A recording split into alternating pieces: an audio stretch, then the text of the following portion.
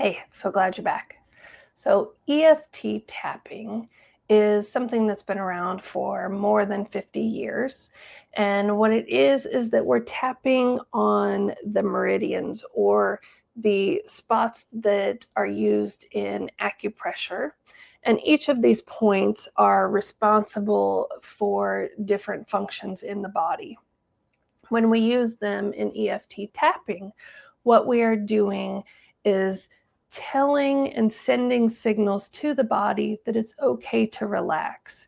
And so, as we're having these big emotions come up and out of our body, tapping on these certain spots will help us relax and calm, almost sending waves of calm from the outside in. I've been using EFT with kids as little as 3 years old, all the way up to adults for several years. And I think it's one of the most effective ways to allow grief to kind of come up and out and feel safe while we're doing it, instead of getting into that overwhelm or that survival mode when those grief emotions come to the surface. So in this video today, I'm just going to give you a quick run through of what the points are and how you can use it. But I'll also attach a video link for you to go through a more in-depth training on EFT tapping. You can pull videos from YouTube, or I like to use the Tapping Solution app on my phone. There's a free and a paid version. The free version allows you to go through different tapping scripts where they talk about different things. Even if you just do your own tapping on the points, saying this grief is so hard, or this grief is overwhelming, this grief is uncomfortable, helping your kids name the emotion that they're putting with the grief is allowing yourself to let those feelings come up and move out of your body. Again, we don't want us or our kids storing that grief or tucking it away and thinking we'll deal with it later. So the important points to note are the karate chop point. So that is the side of our hand here. And we just tap like this, or you can rub if the tapping feels uncomfortable, or you can just apply slight pressure. So we start with the karate chop point.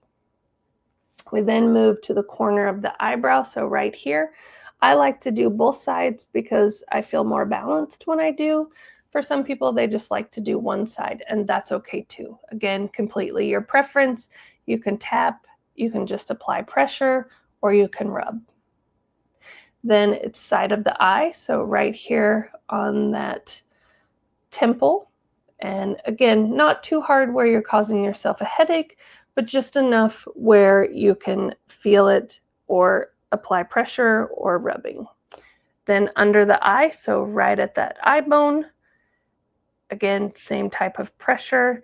Then under the nose, again, you could do two hands or you could do one. I like to switch to one. Then under the mouth, so right here on that little chin bone. Then we're going to move down to our collarbone. So you're going to go about 2 fingers down from your collarbone. Again, you can do one hand or you can do one hand or 2 hands. Either way is fine. Then we're going to come under the arm.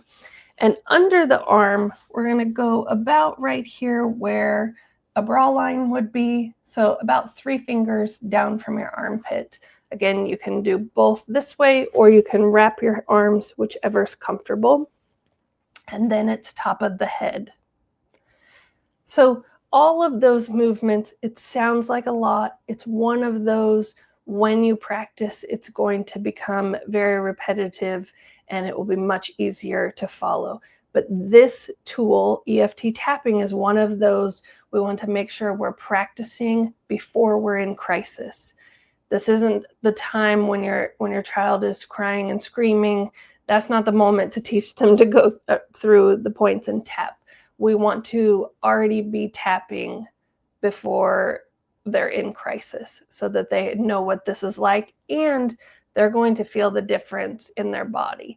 So when we do EFT tapping, we want to rate how did we feel before we started.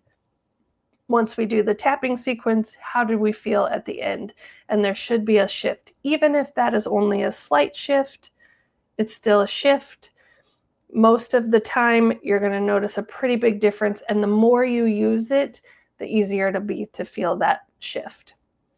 So again, I would love for you to try it out. If you have any more questions or want more in-depth understanding or knowledge, or maybe even some teaching with you and your family on tapping so that we can be specific on what's happening in your family, please reach out and let me know.